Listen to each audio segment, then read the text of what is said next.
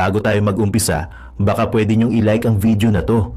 Malaking bagay ang like sa aming mga content creators. Maraming salamat po.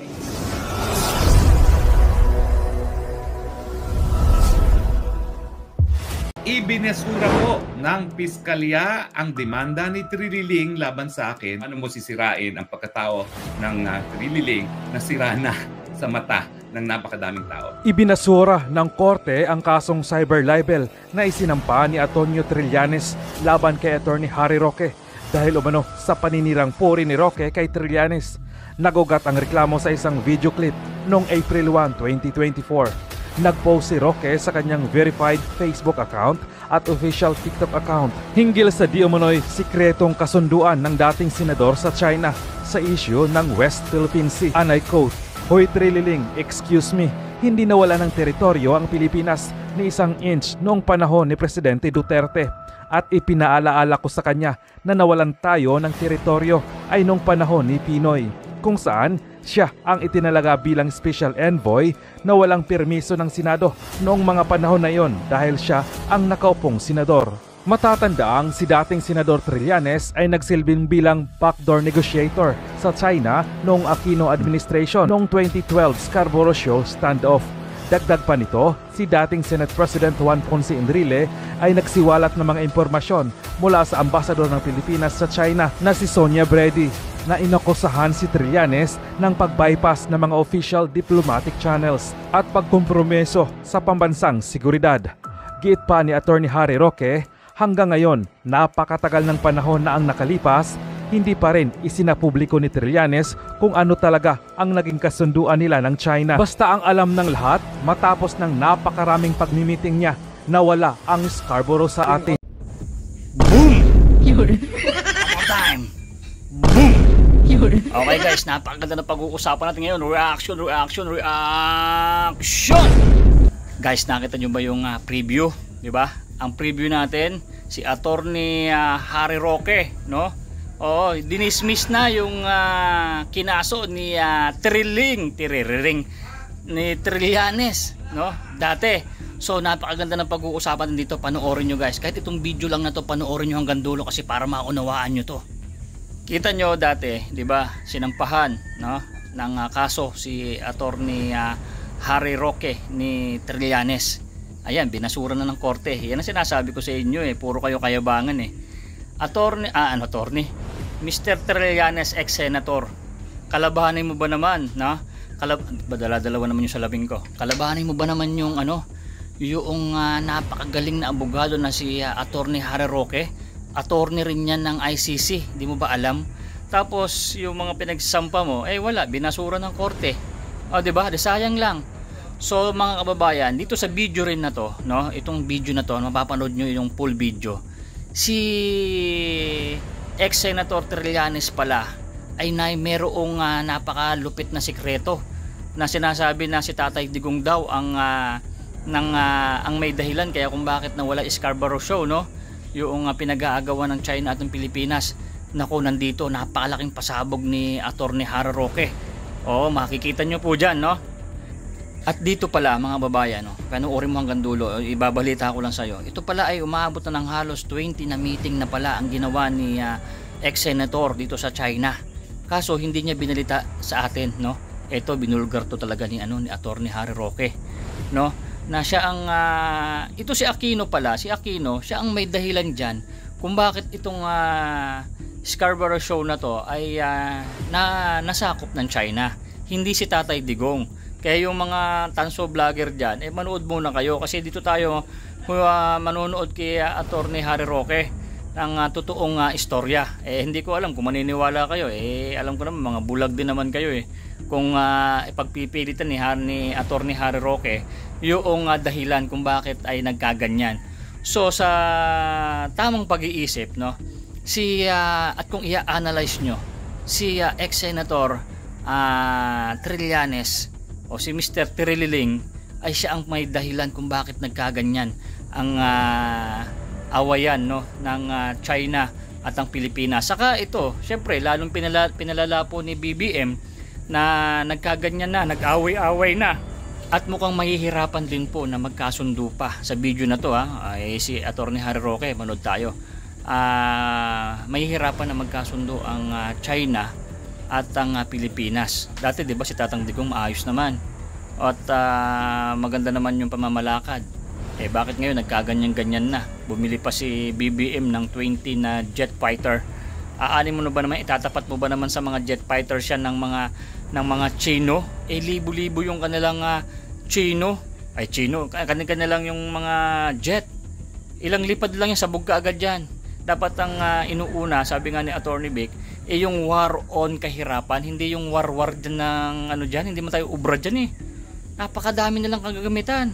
Masisira lang ang Pilipinas dito sa pag nagkaroon pa ng gera. Sira na nga yung kinabuhay, masisira pa sa gera. Ano na mangyayari?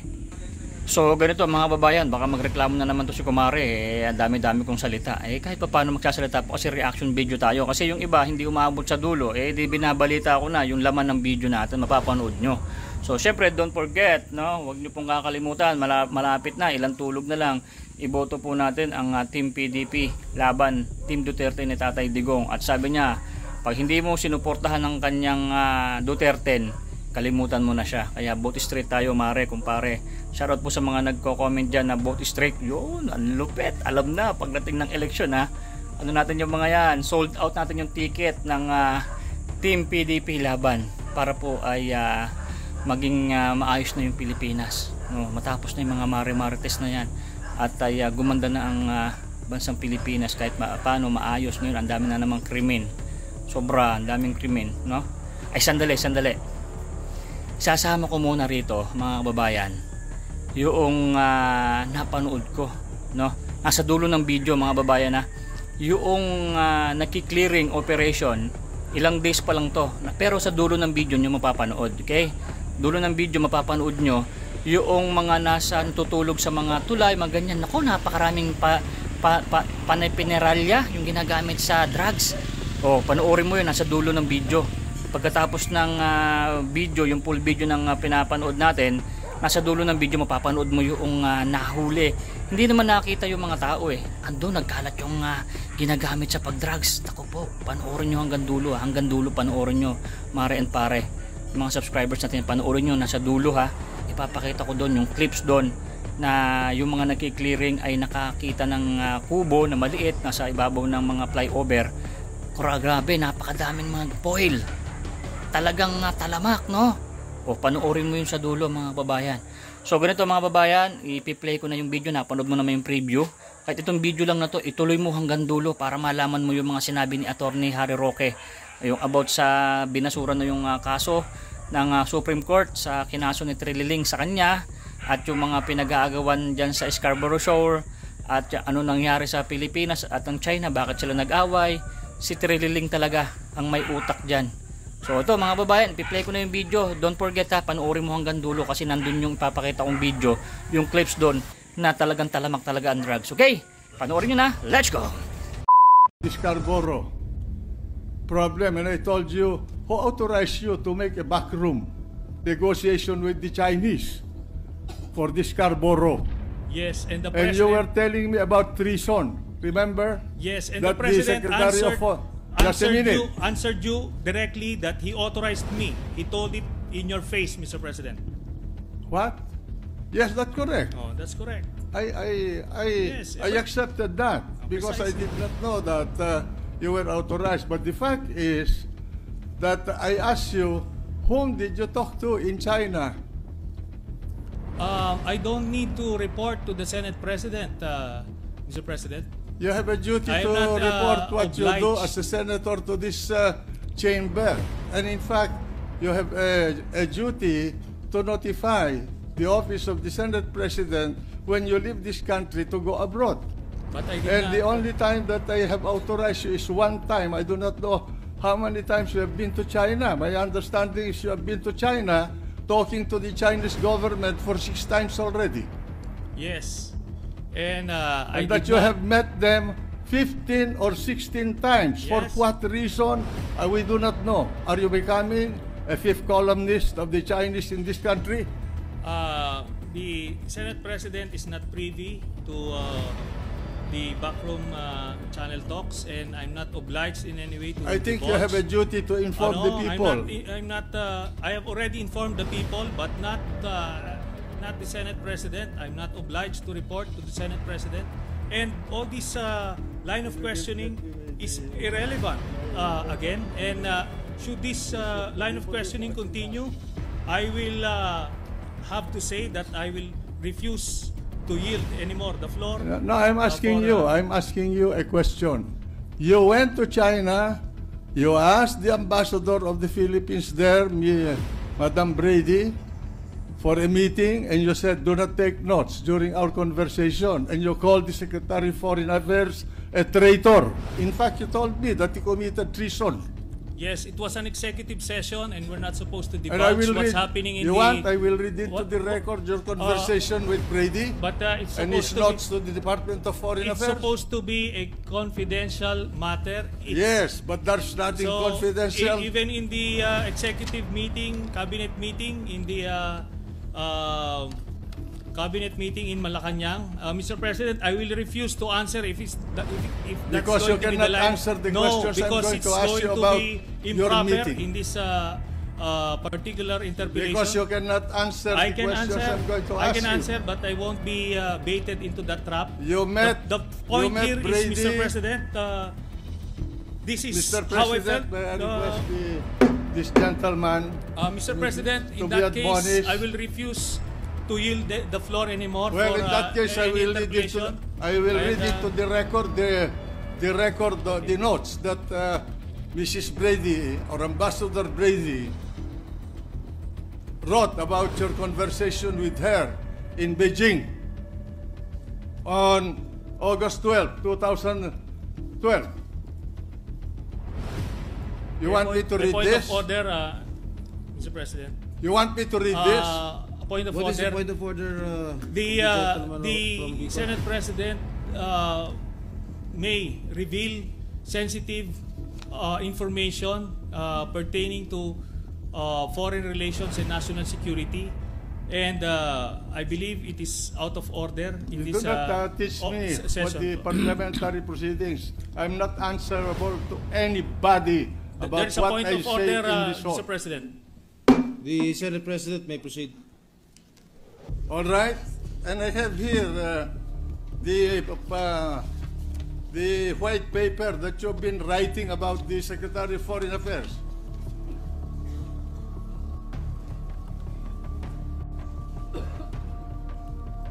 Well, 17 August 2012. He cannot take the hit. He's a coward. Senator Trillanes requested that no notes be taken. That's one. Two, what the Chinese want is to tone down the rhetoric. He met the night before Mr. President. with the senior Chinese Point of order, Mr. MFA President. officials. Ibinesura po ng piskalya ang demanda ni Trililing laban sa akin para sa cyber libel. Kung maalala nyo po sa kasagsagan nung debate tungkol dun sa di umano secret agreement daw na pinasok ni Presidente Duterte na naging dahilan kung bakit naging mapayapa yung pagde-deliver natin ng pagkain at iba pang humanitarian assistance dyan sa Sierra Madre sa Sierra Madre, no? Nagdemanda siya ng cyber libel dalang sinabi ko, "Oy, Trililing, excuse me, hindi nawala ng teritoryo ang Pilipinas ni isang inch ng teritoryo ang Pilipinas nung panahon ni Presidente Duterte." At pinaalala ko sa kanya na ang nawalan tayo ng teritoryo ay panahon ni Pinoy kung saan siya ay tinalaga bilang isang special envoy na walang permiso ng Senado ng mga panahon na yon dahil siya ay nakaupong senador. At dahil nga dun sa maraming mga pagmi-meeting niya na hindi naman natin alam kung anong pinag-usapan nila, talagang walang nakakaalam kung hindi siya lamang at saka yung ating dating ambassador to China na si Ambassador Brady na nagsumite ng Brady Notes kay dating Senate President JPE, yan yung mga meetings na naging dahilan, no? Siguro kung paano nga nawala sa atin ang Scarborough Shoal. Alam nyo hanggang ngayon, denial king itong si Trililing na hindi raw nawala sa atin ang Scarborough Shoal, pero kung babasahin nyo ang lahat na mga nakasulat ngayon tungkol sa Scarborough Shoal, sinasabi talaga na nawala ang possession ng Pilipinas sa Scarborough Shoal nung panahon ni Pinoy. So hanggang ngayon po, hindi binibigyang linaw ni Trililing kung ano ba talaga ang naging kasunduan. And yet, siya yung nag-aakusa sa akin na sinabi ko daw na nagkaroon ng secret agreement ang Presidente Duterte sa mga Chino. Wala naman pong secret yan. Yan po ay inanunsyo publicly ni dating Defense Secretary Delfin Lorenzana at sinabi rin ni Presidente Duterte na meron silang kasunduan na as is where is o di naman kaya yung tinatawag na status quo agreement. Walang gagalaw, in other words, para merong kapayapaan.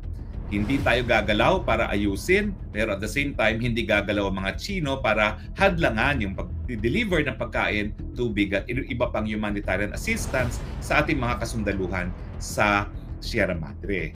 Now, ang punto niya, siniraan ko daw siya nung sinabi ko na unang-una na nawalan tayo ng teritoryo matapos siya maging na talaga na special envoy to China. Di ba totoo naman po? Talaga naman pong yung desisyon ng China na kunin sa atin ang posisyon ay matapos na tinalaga siya ng Presidente Aquino bilang special envoy to China. At ang problema po wala pong pananagutan. Kasi nga unang-una, hindi siya nagpaalam sa Senado na gagawin niya yung katungkulan na yan. Labag po yan sa separation of powers kasi ang mga senador ay legislative. Ang larangan naman ng foreign affairs ay executive. So dapat talaga yan, humingi siya ng permiso sa Senado mismo, no? Kung hindi kay dating Senate President sa plenaryo na siya ay tatayong bilang isang special envoy. Kasi yan po ay isang prohibited position sa ating saligang batas. Kasi ang mga senador hindi dapat tumatanggap ng kahit ano pang ibang posisyon sa gobyerno bukod dun sa pagiging senador, no? Pero tumanggap siya. At talaga naman po hindi makakaila na secret talaga yung mga nangyari sa mga negosasyon. Hindi ko po alam kung ilang beses siya nagbalik-balik, pero mahigit 20 po na nagbalik-balik siya sa China. At hanggang ngayon, napakatagal ng panahon na nakalipas, hindi pa niya isinasa publiko kung ano talaga naging kasunduan nila ng China. Basta ang alam lang natin, matapos yung napakadaming pagmi-meeting niya, nawala ang Scarborough sa atin. Kaya nga, ang sinasabi ko, huwag kayong magtututuro na si Presidente Duterte di umano ang namigay ng teritoryo dahil ang katotohanan niyan, it was during the time of President Aquino na nawala sa atin ang Scarborough Shoal. At bagamat tayo po ngayon ay pinangingisda ng China, yan din po ay resulta dahil doon sa pag-uusap ni Presidente Duterte kay President Xi. Kaya hanggang ngayon po ay hindi naman po nagrereklamo ang mga mangingisda natin at nakakapaghanap buhay po sila dyan sa boro na tinatawag. Alam ko po yan kasi mga mangingisda dyan, nung panahon na pinagbawalan sila, nung panahon ni Aquino na mangingisda dyan, sila po yung naging kliyente ko. Kilala ko silang personal kung sino sila. Hanggang ngayon po, meron akong 2 freezer na ang laman ay libreng isda dahil yung aking mga kliyente, mga mangingisda ng Scarborough, hanggang ngayon, nagbibigay po sila ng isda kapag sila po ay nakakahuli. No? At ang nakakatuwa nga po, hindi ako pumupunta ng Masinloc para kunin. Nagtotoka-toka sila para magbayad ng isang tao na dalhin sa bahay ko. At 2 freezer po ngayon ang meron ako sa aking bahay dahil nga po sa daming isda na binibigay sa akin ng aking mga kliyente na galing po sa boro. No? At yan naman po ay bilang pagkilala nung panahon na sila po ay naiipit at nawalan ng trabaho, gumawa po tayo ng legal na remedyo laban sa China. No? Naghain tayo ng complaint dun sa UN Human Rights Committee na nagsasabi na pinagkakaitan sila ng China na karapatan na magkaroon ng kabuhayan. At bagamat walang decision dyan sa naging kaso na yan, hindi naman natin makakaila na matapos masampay ang reklamong yan, pinayagan muli ng China na makapagnisda ang ating mga mangingisda. At nung nagkaroon nga po ng arbitration, ang sabi ng arbitral tribunal, lahat ng mga mangingisda ay may karapatang mangisda dyan dahil merong historic right to fishing.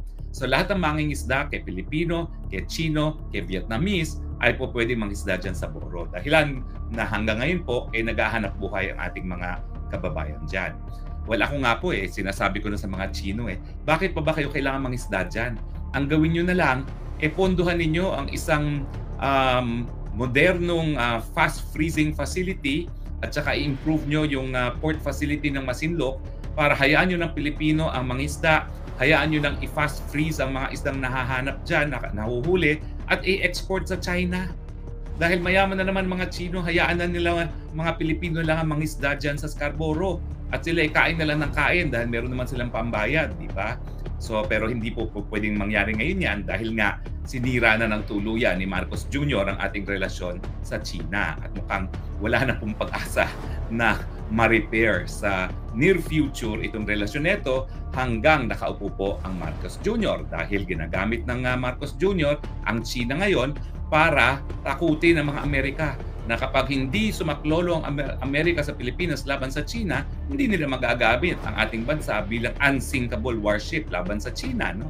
Well, tingnan natin kung ano pong mangyayari dyan dahil bagamat umiinit na naman ang relasyon ng China at ng Amerika, ang katotohanan po, paulit-ulit sinasabi ni Junior, na hindi pala ni Junior, paulit-ulit sinasabi ni President Trump na hindi siya interesado na makipaggera kahit kanino at ngayon nga po pine-pressure niya itong si Zelensky na tapusin na yung gera sa Russia. Samantalang noong mga unang panahon, ang mga Amerikano nagsasabi, sagot ka namin Ukraine, lumaban ka. Ngayon ayaw na ni Trump dahil alam niya na ang nagbabayad ng gera ay mga Amerikano.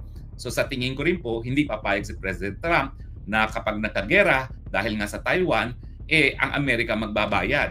Kaya nga po, bigo si Marcos Jr. ngayon na umasa sa kanyang pag-asa na kahit gaano pa siyang kapalpak bilang isang presidente, susuportahan siya ng mga Amerikano. Dahil unang-una, alam naman natin lahat, si President Trump po ay mabuti at matalik na kaibigan ni Presidente Duterte. Hindi ko nga po alam kung kailan gagalaw itong si President Trump na yung kanyang kaibigan pinakulong ng ICC na talaga namang galit na galit si Trump dyan. Dahil ang sabi niya, paparusahan ko, isa-sanction ko lahat ang kahit sinong makipagtulungan sa ICC laban sa ating mga kaalyado at kasama naman sa kanilang mga alyado ay ang Pilipinas. Hindi lang dahil tayo kanilang treaty ally, kundi dahil na rin sa malapit na pagkakaibigan ni President Trump at ni President Duterte. Para nga po silang twin brothers, no? Parehong politika, parehong merong war on drugs. Believe si President Trump sa war on drugs ni President Duterte. No? So sa tingin ko po, yung personal na relasyon na yan ay isang hadlang doon sa inaasahan ni Marcos Jr. na magagamit niya ang China bilang dahilan para suportahan siya ng mga Amerikano kahit gaano pa siyang kapalpak. So abangan natin ang susunod na kabanata dyan dahil tingin ko naman hindi maaatim ni President Trump na manahimik habang ang ating Tatay Digong ay nakakulong sa dahig na sinasabi ni Trump dapat talagang mabuwag na dahil ang ICC hindi lang ginagamit para sa politika at yan po ay ginamit laban sa Pilipinas para patunayan na hindi lang mga Afrikanong hinahabol ng ICC, kung hindi, ginagamit yan laban sa Amerika mismo at kanyang mga alyado. At alam naman natin na bagamat maraming maanghang na salita ang ating presidente tungkol sa mga Amerikano, pagdating naman sa personal na relasyon, walang kaduda-duda ang relasyon nila dalawa ni President Trump. So anyway, maraming salamat po sa mga piskal sa kanilang ginawang pag-dismiss sa kaso ni Trillanes. Na-dismiss po yung kaso kasi yung isang elemento ng libel ay hindi napatunayan ni Trililing. Ito po yung requirement na publication.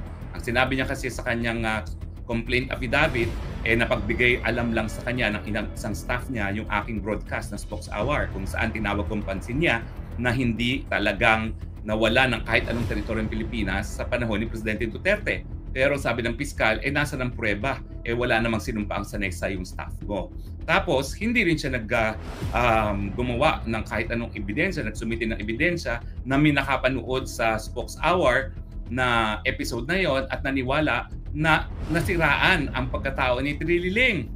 Paano mo naman masisiraan ng tao na talaga namang negative ng approval at trust rating? Makikita niyo po yan sa resulta ng eleksyon sa Caloocan. Ang Caloocan po, naku, ewan ko kung aabot sa milyon ang kanyang botante, no?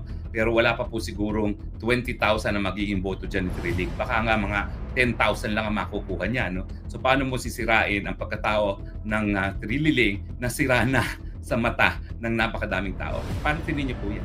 10,000 to 20,000 votes lang ang makukuha niyan sa Caloocan sa kanyang kandidatura sa pagiging alkalde ng Caloocan. So mga taga-Caloocan, huwag bumoto sa isang tao na nakipag-secret negotiation sa China na ang naging resulta, at wala namang kaduda-duda po yan, matapos ang napakadaming pagmi-meeting niya na secret sa mga Chino, ay nawala sa atin ang Scarborough Shoal.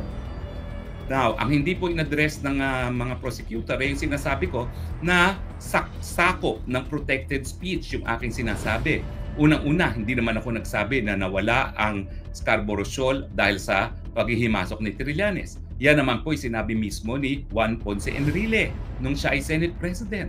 At kinabit ko po bilang attachment sa aking counter affidavit yung proceedings ng Senado. Kung talagang malinaw, kung saan malinaw na malinaw, sinasabi ni JPE, abay traitor itong mamang ito dahil siya nakipag-usap ng sikreto na walang teritoryo natin, hindi nagbibigay ng public pronouncement kung anong napagkasunduan niya, at nung nagsasalita si JPE, imbis na sumagot, nag-walk out.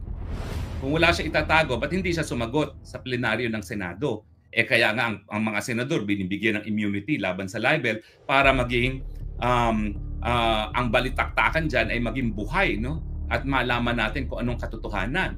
Pero pinili niya na manahimik imbis na i-deny yung sinasabi ni JPE na nawala ang Scarborough dahil sa kanyang mga secret negotiations, at hanggang ngayon hindi pa niya sinisiwalat kung ano talaga ang napagkasunduan niya sa bansang China. Sa akin po, malinaw na ang desisyon ng Korte Suprema. Kung ang subject matter ng mga sinabi ko ay may kinalaman sa interes ng publiko, kailangan niya na ipag-usapan. So pag-usapan po natin, ano ang mga pinagkasunduan ni Trillanes doon sa kanyang mga secret negotiations. Siyempre po, ang secret negotiations magkakaroon ng secret agreement. So siya po ang pumasok sa secret agreement, hindi ang dating Presidente Duterte, dahil yan naman pong mga agreement on status quo ay isiniwalat sa publiko ng ating Presidente Duterte at ni minsan hindi po sinikreto. In fact, ang unang-unang pagkakataon narinig ko yung agreement na yan, kongresista pa po ako doon po sa hearing ng Committee on Appropriations kung saan pumarap si dating Defense Secretary Del Lorenzana at sinabi na may ganyan ngang kasunduan, status quo agreement, na walang galawan, no, nang magkaroon ng kapayapaan, lalong-lalo na dyan sa area ng Ayungin. No? Bagamat hindi po yan na napagdesisyonan ng mga piskal, sapat na po na mayroong isang elemento na kulang doon sa reklamo ni Trillanes. At ang nagkulang ng elemento ay yung elemento ng publication. Pero sana nga po magkaroon din ng pronouncement tungkol doon sa pananagutan ni Trillanes bilang isang public officer na meron siyang obligasyon na isiwalat yung mga secret negotiations at secret agreements kung ano man ito na kanyang ipinasok with the Chinese authorities. Dahil may pakialam po tayo yan, dahil yan po itungkol sa ating teritoryo na pilit na binabaluktot ni Marcos Jr. at sinasabi na ang Presidente Duterte raw ang dahilan kung bakit tayo nawalan ng teritoryo na wala pong basihan. Dahil alam naman po nating lahat na wala ang Scarborough sa panahon ni Presidente Aquino na nagtalaga kay Trililing bilang isang special envoy, at nawala naman pong mischief free sa panahon ni FDR. Now, pag-usapan din po natin, itong si Trililing humarap sa kanyang partido na Lakas, NUCD, at humiling na kinakailangan tulungan ng matindi ang alyansa. Naku, mantakin ninyo ang alyansa ay binubuo ng isang koalisyon kasama ang lahat ng mga pinakamalalaking partido ng Pilipinas, ang Lakas, NUCD, Nasyonalista, NUP, at saka ang partido ni Danding Coangco, NPC. So ano pa bang kailangan nila? Midterm elections, hawak nila ang administrasyon, hawak nila ang lahat ng ayuda, and yet desperado na nakiusap ang tambaluslos na kinakailangan suportahan ng Partido Lakas ang alyansa ni Marcos Jr. Well, itong ganitong desperadong pakiusap na kinakailangan tulungan ng alyansa, miski ito po ay midterms election at nakaupo ang Marcos Jr. ay nagpapatunay na talaga namang pong nakaapekto sa mga kandidato ng alyansa ang pagtataksil na ginawa ng administrasyon ni Marcos Jr. kay dating Presidente Rodrigo Roa Duterte. At ang katunayan po nito, yung negative 28 at negative 29 na trust and approval rating ng ating Marcos Jr. No? Negative 28 at 29 Yan po ay parang imposibleng makamit, pero nakamit po yan ni Marcos Jr. It is the worst record of approval and mistrust of any president. Naintindihan niyo ba ibig sabihin ninyon? Talagang pinakasusuklaman na presidente ang Marcos Jr. At itong si Auntie Claire isinisisi sa akin, hello, ang sakit ng sikmura, hindi po yan fake news. Yan po'y nararamdaman, hindi po yan balita. Yan ay physical sensation na gutom ang Pilipino. Kaya wag na tayo magtaka na talagang negative 28 at negative 29 ang trust and approval rating ni Marcos Jr. Mga bata kanina, and then doon sa may hagdan, may natutulog din. Sundan natin.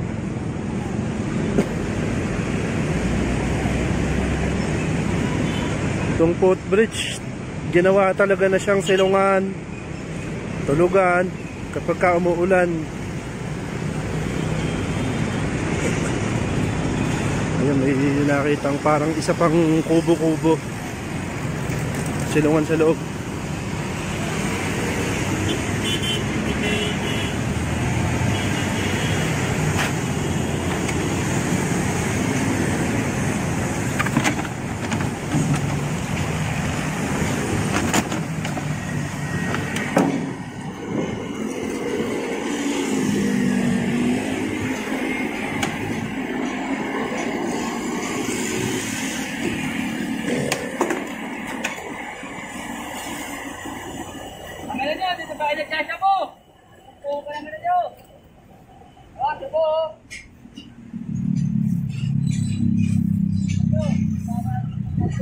Ay, para Pernalya na naman. Ay, nung haba pa ng point. Kaya kayo matirahan, dito sasabu pa kayo. Nung haba, nung ano, yung foil. Sabo! Sabo na yan, o. Ay, sabo, o. Positive. Ang dami. Lighter sa foil.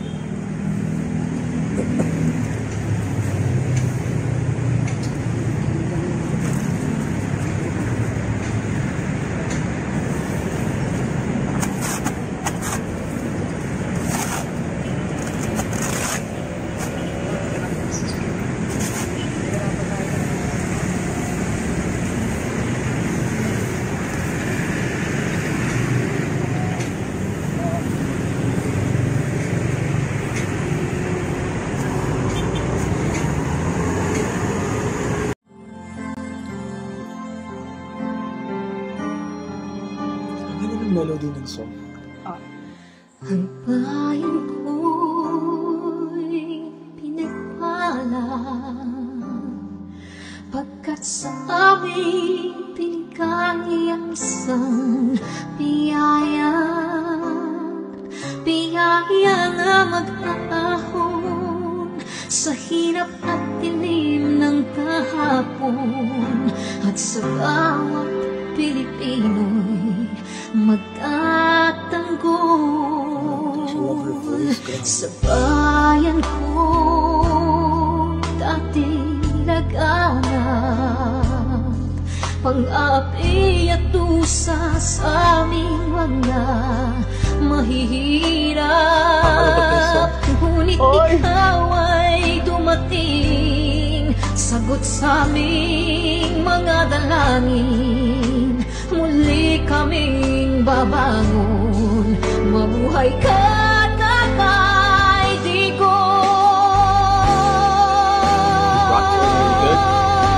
Ama, maraming salamat, aming mga mata'y minuhulat,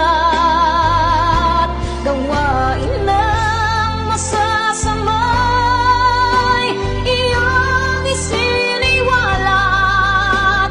Ikaw lang ang pag-asa naming lahat.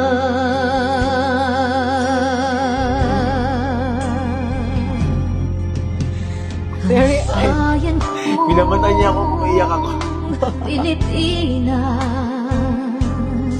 muling makikilala at itataas katahimikan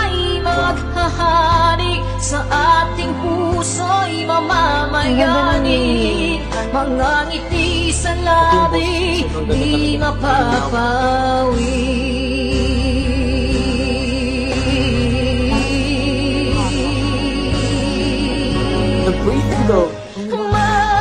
Mabuhay ka, Tatay Digong, maraming salamat. Ang malasakit sa Pilipino ay walang kasing tapat. Ika'y paglalaban ng iyong mga anak. Tunay kang biyaya sa bansang Pilipinas.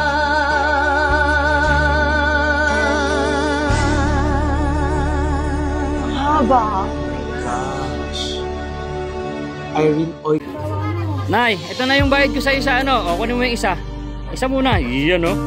Tapos, isa pa, di ba? 4 dapat na sardinas, eh. Yan. 3 na.